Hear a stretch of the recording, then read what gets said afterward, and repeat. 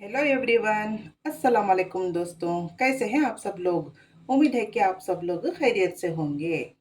ನಮಸ್ತೆ ಸ್ನೇಹಿತರೆ, ಹೇಗಿದ್ದೀರಾ ಎಲ್ಲರೂ ಕುಶಲವಾಗಿದ್ದೀರಾ ಅಂತ ಹೇಳ್ಬಿಟ್ಟು ಅನ್ಕೋತೀನಿ। मेरे एक सब्सक्राइबर ने मुझे पुलियोगरे की रेसिपी बताने को कहा है, तो आज मैं पुलियोगरे की रेसिपी आप लोगों को बताने वाली हूँ।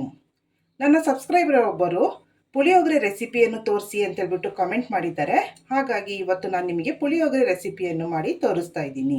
इसके लिए हमें चाहिए मूंगफली, उड़द की दाल, काले मिर्च, नमक, काली तिल, गुड़, चने की दाल, हल्दी, मिर्ची पाउडर, धनिया पाउडर, कड़ी पत्ता, तेल।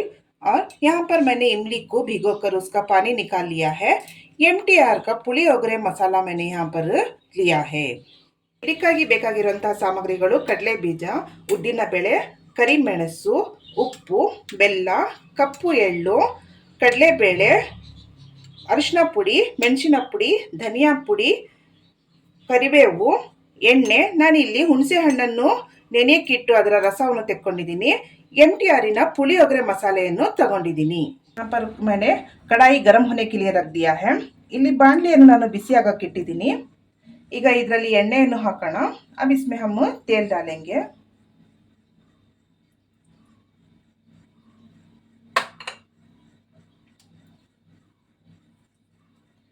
तेल गरम होने पर हम यहाँ पर डालेंगे कड़ी पत्ता। ಎಣ್ಣೆ ಬಿಸಿ ಆದ ತಕ್ಷಣ ನಾವು ಇಲ್ಲಿ ಕರಿಬೇವನ್ನು ಹಾಕೋಣ। ಎಲ್ಲದನ್ನು ಇಲ್ಲಿ लो फ्लेम ಅಲ್ಲೇ ಮಾಡಬೇಕು।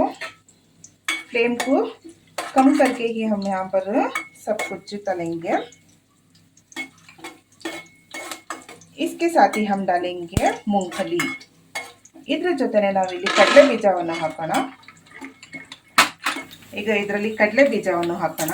अब इसमें हम डालेंगे चने की दाल। उद्दिन बेಳೆಯನ್ನು ಹಾಕ್ತಾ ಇದ್ದೀನಿ। मैं यहाँ पर अब उड़द की दाल डाल रही हूँ।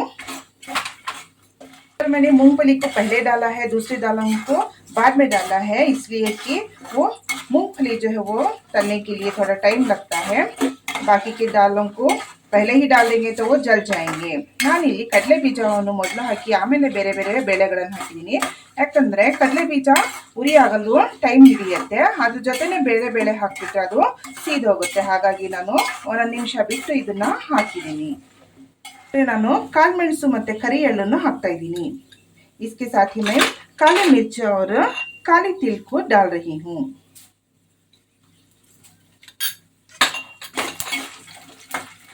अब इसमें हम हल्दी, मिर्ची पाउडर और धनिया पाउडर डालेंगे।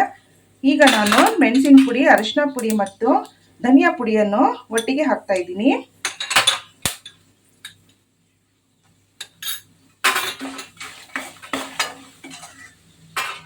इधर ಜೊತೆನೆ ಉಪ್ಪನ್ನು ಸಹ ಹಾಕೊಳ್ಳೋಣ। इसी के साथ हम नमक भी डालेंगे। पुलियोगरे मसाಲೆಯನ್ನು ಹಾಕ್ತಾ ಇದ್ದೀನಿ। अब हम इसमें पुलियोगरे का जो मसाला है उसको डाल रहे हैं।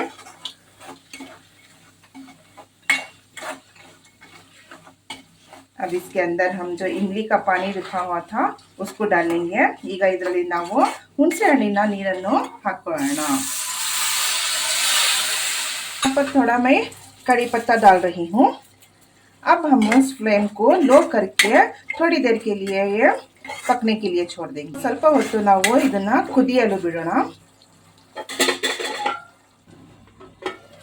ಈಗ ಇದಕ್ಕೆ ಸ್ವಲ್ಪ ನಾವು ಬೆಲ್ಲವನ್ನು ಹಾಕೊಳ್ಳೋಣ। अब यहाँ पर हम थोड़ा गुड़ डालेंगे।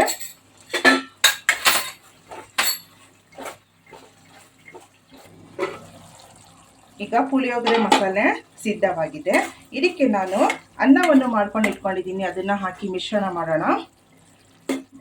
पुलियोगरे का मसाला बनकर तैयार है। यहाँ पर मैंने चावल बनाकर रख लिया है, इसको डालकर इसमें मिक्स कर लेंगे।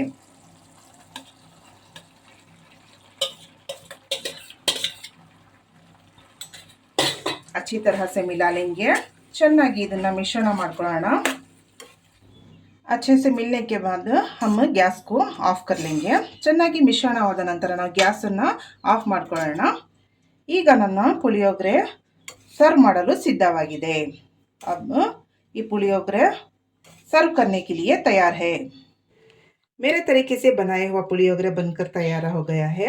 मेरा वीडियो मैं यहीं पर ख़त्म कर रही हूँ। आप लोगों को मेरा वीडियो अच्छा लगे तो लाइक कीजिए, शेयर कीजिए और बेल आइकन को क्लिक करते हुए सब्स्क्ರೈಬ್ कीजिए। तो मिलते हैं अगले विडिಯೋ पर। ಅಲ್ಲಾ ಹಾಫೀಸ್। ನನ್ನ ವಿಧಾನದಲ್ಲಿ ಮಾಡಿದಂತಹ ಪುಳಿಯೋಗರೆ ಸಿದ್ಧವಾಗಿದೆ। ನಿಮಗೆ ನನ್ನ ಈ ವಿಡಿಯೋ ಇಷ್ಟವಾಗಿದ್ದರೆ ಲೈಕ್ ಮಾಡಿ, ಶೇರ್ ಮಾಡಿ, ಬೆಲ್ ಐಕಾನ್ ಅನ್ನು ಕ್ಲಿಕ್ ಮಾಡಿ, ಸಬ್ಸ್ಕ್ರೈಬ್ ಮಾಡಿ। ನನ್ನ ವಿಡಿಯೋ ಇಲ್ಲೇ ನಾನು ಮುಗಿಸ್ತಾ ಇದ್ದೀನಿ। ಸಿಗೋಣ ಮುಂದಿನ ವಿಡಿಯೋದಲ್ಲಿ। ನಮಸ್ಕಾರ ಸ್ನೇಹಿತರೆ। ಬಾಯ್ ಬಾಯ್, ಟೇಕ್ ಕೇರ್ ಎವ್ರಿವನ್।